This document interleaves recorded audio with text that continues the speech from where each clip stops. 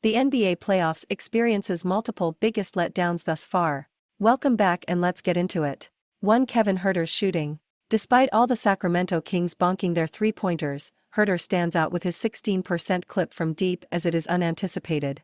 Harrison Barnes' 22.7% clip closely aligns with Huerter's adverse shock and awe, inasmuch as he exhibited a higher performance during the regular season.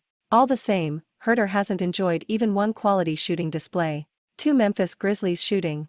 The Grizzlies suffer a major lack of three-pointers as only Morant and Kennard shoot at least 3 triples a night and hitting more than 32% of them.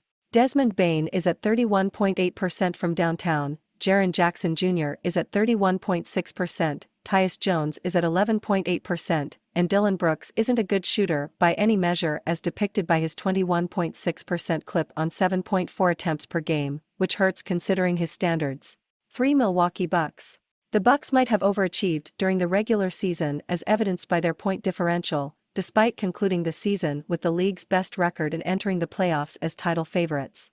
They just lost in the first round to a number 8 seed that strived to survive the play-in tournament, while belching out several fourth-quarter collapses such as a blown 4-point lead in Game 5 with 14 seconds on the clock.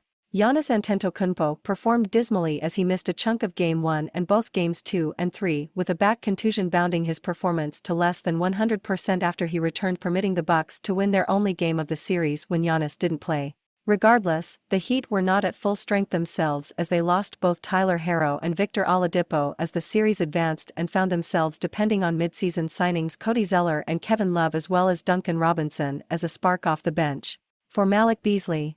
It's like Malik Beasley attained his functional importance as he is 1 of 3 on the two-pointers translating to 33.3% and 4 of 15 from deep translating to 26.7% while delivering invisible defense.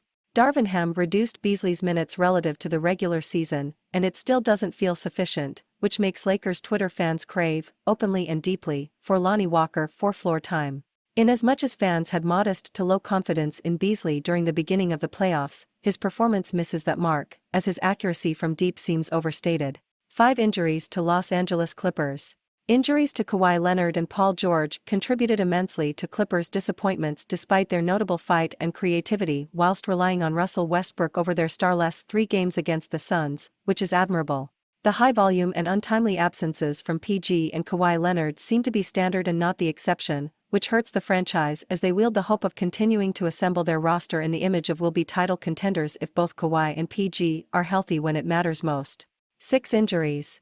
Although not pronounced, injuries thrive in the playoffs such as Ja Morant right hand forcing him to miss 1 game against Lakers, Jaden McDaniels right hand, and Naz Reid left wrist, which did not limit them from playing, and Kyle Anderson's left eye, which he played with in Game 5. Still, questions abound such as if the Milwaukee Bucks season would have panned out inversely if a back injury didn't bound Giannis Antetokounmpo in Game 1 and cost him Games 2 and 3, and will the Heat's better-than-expected playoff stock hit a ceiling minus Tyler Herro and Victor Oladipo with right hand and left knee injuries? Besides, what if PG and Kawhi Leonard could have played all the 5 games considering that the Phoenix Suns didn't exactly cruise to victory over the Los Angeles Clippers, despite eliminating them in 5 games? Should we also worry concerning Philadelphia 76ers considering they won the first round's only sweep with James Harden playing through a left Achilles injury while Joel Embiid's right knee forced him to miss Game 4's win over the Brooklyn Nets and lacks a definitive timeline to return?